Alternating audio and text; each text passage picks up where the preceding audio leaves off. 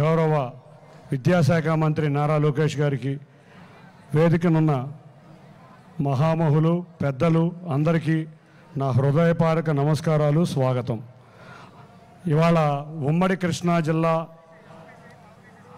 ఎమ్మెల్యేలు, మంత్రులు, ఇన్ఛార్జి మంత్రి గారు, టూరిజం మంత్రి గారు అందరం కూడా గత నెల రోజుల నుంచి కష్టపడి విజయవాడ ఉత్సవ కార్యక్రమాన్ని మేము ప్రారంభిద్దాం.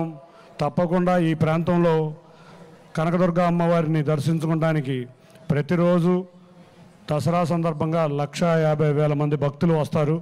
వచ్చిన సమయంలో భక్తులకి కళల రాజధాని, సాంస్కృతిక రాజధాని అయిన విజయవాడలో 2019 నుంచి కూడా ఒక్క సాంస్కృతిక కార్యక్రమం జరగలేదు. గత సంవత్సరంలో కూడా ఎన్డీఏ అధికారంలోకి వచ్చినాక మాకు ఇవాళ విజయవాడ వరదల వల్ల ఆ రోజు కార్యక్రమాలు లేట్ అవడం జరిగింది. లేకపోతే క్రిత సంవత్సరమే మేము ఈ కార్యక్రమాన్ని మొదలు పెట్టాల్సి వచ్చేది. అన్ని దేశ విదేశాల్లో దసరా అంటే మైసూర్, హౌరా, అహ్మదాబాదే గుర్తొస్తుంది. రోజు 1,50,000 భక్తులు వచ్చే అమ్మవారికి స్థానమైన కొలువైన విజయవాడలో ఉత్సవ కార్యక్రమం ఒక చేద్దామనే తలంపుతో నేను కానీ, జిల్లా అడ్మినిస్ట్రేషన్ కానీ, మా ఎమ్మెల్యేలు కానీ, మంత్రులు కానీ అందరూ మా గౌరవ నారా లోకేష్ గారికి చెప్పంగానే వారు మా వెన్నుంటి ఈ కార్యక్రమాన్ని తప్పకుండా లార్జ్ స్కేల్లో చేయండి అని వారు ప్రోత్సహించడం జరిగింది.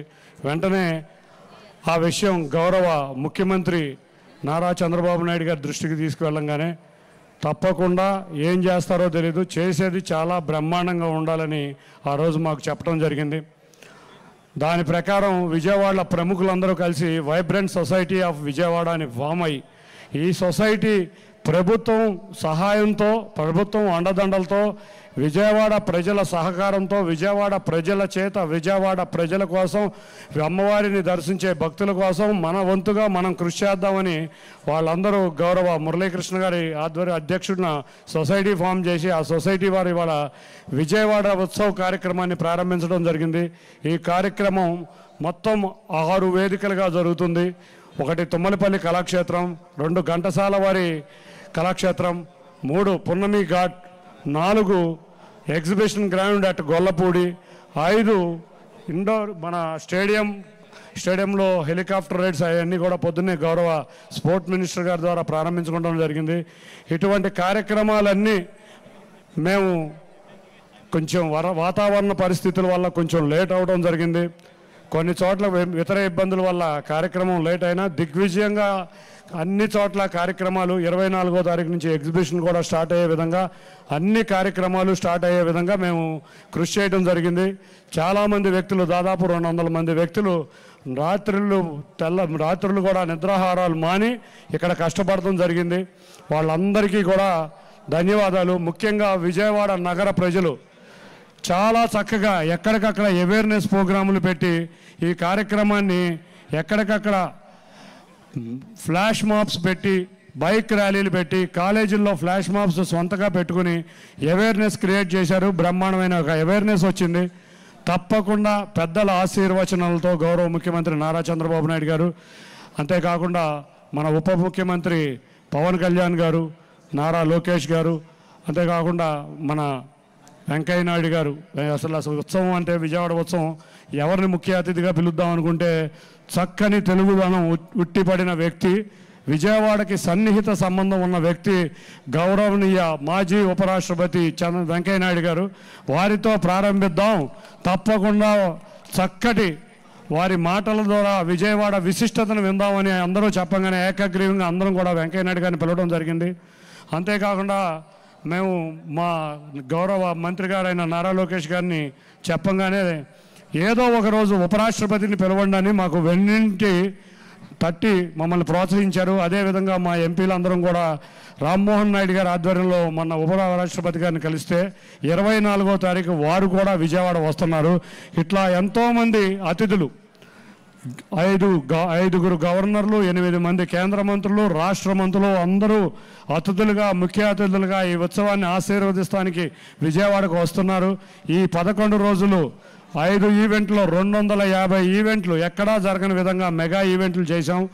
దీనిలో ముఖ్యంగా కొన్ని కార్యక్రమాలు 2-3 కార్యక్రమాలు వివరించి పెద్దలకి గౌరవించుకుందాం. ఒకటి, దసరా వేషాలు, దసరా అటైర్స్తో Guinness book of world record ఎక్కే విధంగా స్టేడియం నుంచి ఎన్టీఆర్ సర్కిల్ వరకు సుమారు 2000 మంది కళాకారులతో 28వ తారీఖు గౌరవ ఉప ముఖ్యమంత్రి గారు వస్తారని చెప్పారు. తప్పకుండా ముఖ్యమంత్రి వర్యులు, పర్యాటక శాఖ మంత్రి వర్యులు నారా లోకేష్ గారు అందరూ కూడా ఆ కార్యక్రమంలో పాల్గొనాలని మేమందరం కూడా కేంద్ర పర్యాటక శాఖ మంత్రి వర్యులను కూడా రావాలని కోరుకుంటున్నాం. తప్పకుండా వాళ్ళందరి దగ్గరికి వెళ్ళి ఆహ్వానం పలుకుదాం.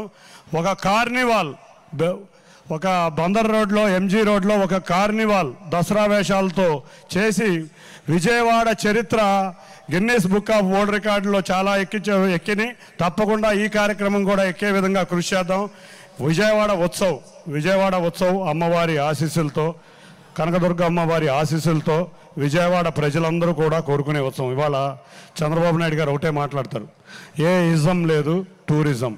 ఇవాళ ఇటువంటి ఉత్సవం లాంటి కార్యక్రమాలు చేయటం వల్ల విజయవాడలో టూరిజం పెరగటమే కాకుండా రేపు రాబోయే అమరావతికి మణిహారం లాగా ఈ విజయవాడ ఉత్సవం పనిచేస్తుంది. తప్పకుండా రేపు రాబోయే అమరావతి ఈ మణిహారం, అంతేకాకుండా అమరావతికి గేట్వే విజయవాడ.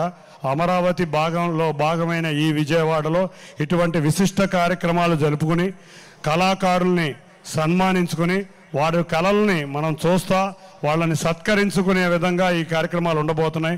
తప్పకుండా ఇక్కడ వచ్చిన ప్రతి ఒక్కరికి ధన్యవాదాలు తెలుపుకుంటా, వేదికను అలంకరించిన పెద్దలందరికీ కూడా ధన్యవాదాలు తెలుపుకుంటా, మమ్మల్ని ఆశీర్వదించి ఇంతవరకు తీసుకొచ్చిన ప్రతి ఒక్కరికి పేరు పేరున ధన్యవాదాలు తెలుపుకుంటా. విజయవాడ నగర ప్రజల తరఫున, విజయవాడ పార్లమెంటు ప్రజల తరఫున వేదికను అలంకరించిన పెద్దలందరికీ మరొక్కసారి ధన్యవాదాలు.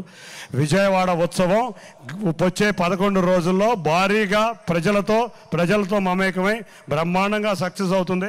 తప్పకుండా మీ అందరి ఆశీర్వచనాలు మా విజయవాడ ప్రజల మీద ఉండాలని కోరుకుంటూ వచ్చిన అందరికీ కూడా ధన్యవాదాలు. Thank you. Thank you Sivanath గారు, థ్యాంక్ యూ సో మచ్.